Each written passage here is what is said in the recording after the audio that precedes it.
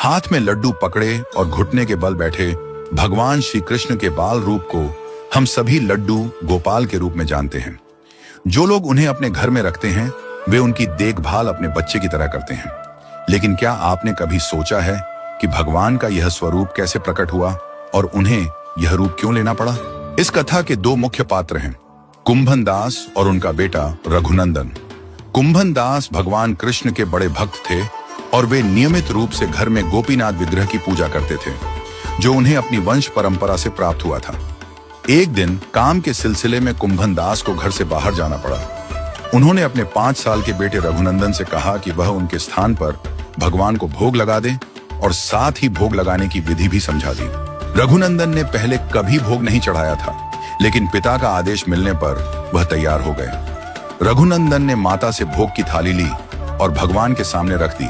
साथ ही प्रार्थना की कि भगवान भोग स्वीकार करें। लेकिन काफी देर तक भगवान ने भोग नहीं खाया और थाली में लड्डू वैसे के वैसे पड़े रहे। रघुनंदन थोड़े उदास हो गए क्योंकि उन्हें डर था कि अगर भगवान ने भोग नहीं खाया तो उनके पिता गुस्से में आ सकते हैं। उन्होंने फिर से भगवान से प्रार्थना की।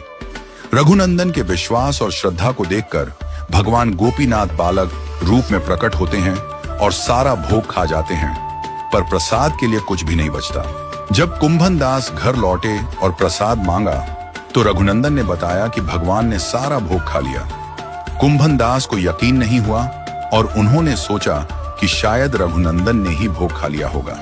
अगले दिन उन्होंने फिर से रघुनंदन से कहा कि वह भोग चढ़ाए और खुद घर से बाहर निकल गए। जब रघुनंदन ने भगवान को भोग चढ़ाया, इस बार भगवान जल्दी से आकर लड्डू उठा लेते हैं और खाने लगते हैं। कुंभन दास चुपके से दरवाजे से झांकते हैं और भगवान को लड्डू खाते हुए देखकर हैरान रह जाते हैं। वह सोचते हैं कि क्या यह सच है। भगवान ने उनके मन के संदेह को दूर किया और फिर भगवान गोपीनाथ अपने विग्रह में वापस प्रवेश कर जाते हैं और उनके हाथ का लड्डू आधा ही रह जाता है। कुंभन दास का विश्वास डगमगा गया था क्योंकि वह सोचने लगे थे कि उन्होंने वर्षों तक पूजा की, फिर भी भगवान ने कभी उन्हें दर्शन क्यों नहीं दिए। इस कारण भगवान ने उनका संदेह दूर करने के लिए यह रूप लिया। कहा जाता है कि कटपा जिले के पास श्रीखंड क्षेत्र में भगवान गोपीनाथ के विग्रह के दर्शन करने वाले भक्तों को आज भी भगवान के हाथ में वही आधा लड्डू दिखाई देता है। लेकिन यह केवल उन्हीं भक्तों को दिखाई देता है जिनके पास असीम श्रद्धा और विश्वास होता है। ये थी लड्डू गोपाल के स्वरूप से जुड़ी अद्भुत कथा।